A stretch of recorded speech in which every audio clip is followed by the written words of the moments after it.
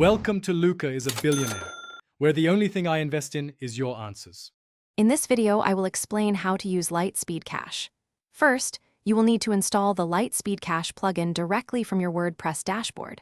Once installed, activate it right away. Then, navigate to the LiteSpeed Cache settings menu. From there, you can enable the main cache features to begin optimizing your website for significantly faster loading times and improved user experience. This initial setup takes only a few moments.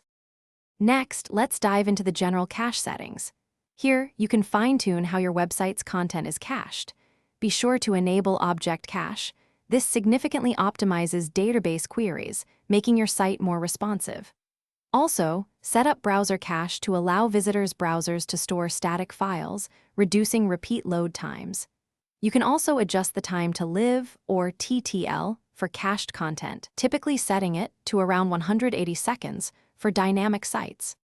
A core part of the fun comes from unlocking and experimenting with mutators. These special abilities transform your goat, allowing you to do things like become a devil goat, a tall giraffe goat, or even a jetpack goat. You earn mutators by completing achievements or finding hidden items across the maps. Try combining different mutators to create truly unique and often overpowered goat variations, leading to even more outrageous gameplay scenarios. Finally, explore advanced features and best practices.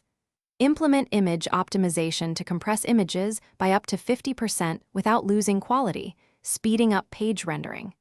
Utilize critical CSS to ensure above-the-fold content loads almost instantly.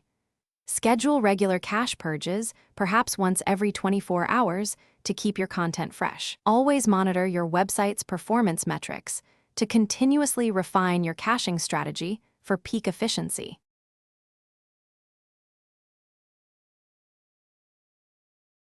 Thanks for watching and please subscribe. It's the best investment you'll ever make.